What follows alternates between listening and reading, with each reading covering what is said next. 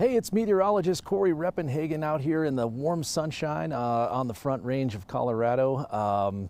The sun is really beating down. It's warmer than it feels. We're just getting up to 32, 33 degrees in the metro area here at about 12:30 on Wednesday. And I mean, we have a lot of sunshine hitting the ground, and the ground is white because of that snow that we had yesterday. So it's really bright out here. It feels good. Speaking of that snow, even the Denver metro area finally got involved in the snow accumulation with this system, and pretty good, 5 inches or so. So we're up to above 10 inches for the season here in the Denver metro area, which is pretty unusual. January is not one of our snowy months here in the Denver area. In fact, take a look at what we have out there as far as, let's take a look at the temperatures first for today. The forecast temperatures, we're heading up to about 40 in the Denver metro area, maybe a little bit cooler to our friends up to the north, but a lot of close to 40 marks along the Front Range. Cooler in the mountains. Granby maybe make it up to 19, 20 degrees today, and also cool out on the western slope. So a cool day out there. And here's those stats for January as far as Denver is concerned. Up to 10.6 inches of snow for the season so far, and that is the third snowiest January since 1992. In January of 92, we had a couple feet of snow in that one of the snowiest ever. But since then, we have not seen much snow in the month of January. So kind of an unusual winter continues out here. It'll be the first winter, or the first month, that Denver is above average for precipitation and snow since, well, precipitation since about May, and then snow since also May. May was also the last time we were above average for snow. And temperature wise, we're sitting here just a little bit below average. It's going to be close to about average by the end of the month. Take a look. We have another storm system coming in, so we could move up that snow chart here in the Denver metro area, because this little bend here, you see those green colors bending over the state of Colorado. That's the jet stream. That's what's ushering in the Arctic air. And this one's a little guy. It's even smaller than that last one, but I wouldn't sleep on it, because it's going to deliver some snow to the Denver metro area. And it will come during the heaviest part of the commute in the Denver metro area from 7 to 9 o'clock. Take a look at the forecast model here to kind of get a timeline. We'll start things out at 5 o'clock tonight. You can see that we're still fairly clear by then, but that's when the clouds will start to bust in here late tonight.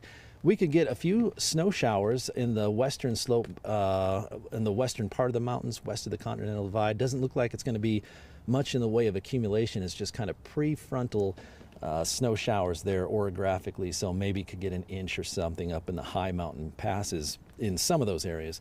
But then about 5 a.m., the snow starts to develop on the Front Range, and it starts to the north, just like most of our storms and the one that did just yesterday. And we're looking at, Greeley, Fort Collins, Cheyenne getting into the action first, but maybe no snow happening at 5 a.m. When kind of the official commute begins. So we may have a few hours here where there's no snow in Denver, but this model kind of shows at about 7 o'clock. And I kind of agree with this timing, because other models have shown the same thing, where that snow kind of spreads into the Denver metro area about 7 a.m. tomorrow. And it starts off slow at first, so we may not see any accumulation on the streets right away. It's going to accumulate quick on the cold surfaces, especially on top of snow that's already there. But look as we put that model into motion. In between about 7 a.m., 8 a.m., and then going through the next 3 hours, we have the potential for some very heavy bands of snow, kind of focused in on the Denver metro area, and then we're clearing out by 10 p.m. So those couple hours there between 7 and 10, 7 and 11, that's where I'd watch out for the trouble. Here's accumulation-wise. Sometimes accumulation doesn't really tell you much, although it's kind of nice to know total how much snow is coming in. Well, here's a computer forecast model that I really feel like is realistic here, close to 3 inches for most of the metro area. I think we'll see a lot of 2s, 2.5, 2.8 in the Denver area, maybe a little bit more to the west and in the foothills. I would not be surprised to see some 4-inch totals very close to the metro, if not down kind of Ken Carroll area. So I think we will get some decent snow here. So does not include much of the other areas like the Eastern Plains. We'll zoom out here, take a look at the forecast model for the eastern plains, mostly less than an inch on the eastern plains. As you get closer to the metro, you get a chance to get a little bit closer to an inch. Mountains, not much of a system. We could see some in the Front Range mountains, maybe 6 inches at max, and some of the Front Range higher peaks. And Summit County may come in, maybe the mountain towns, maybe 2 to 3 inches, 2 to 4 maybe. This model shows 3 in Silverthorne, so we're not looking at a whole lot of storm. That's not too impactful for mountain areas. Now, I don't anticipate seeing any advisories out of this storm, because generally the snowfall has to have a high potential of getting up to 4 or more inches for the metro. That 4-inch potential is very close, so we could see an advisory issued at some point tonight by the National Weather Service here in Boulder, but I wouldn't anticipate any advisories. So just be aware, we're looking at a 2 to 3 hour period there in the morning where we could get some heavy snow on Thursday morning. Let's take a look at the jet stream a little bit wider, so we can, I want to show you a few things. This is the storm that's coming in tomorrow morning. You see that bend there over Colorado. Watch that thing as it moves out, and that little storm is going to grow up into kind of a bigger thing, and it's actually going to be able to bring maybe some 30-degree temperatures, which is super unusual, to Miami, Florida. And then it blossoms into possible bomb cyclone for the weekend out there on the northeast coast. So that little storm that we have coming for tomorrow is going to be an impactful storm all the way across, going through all the way through Sunday. And then here's another. The next thing is already on the board.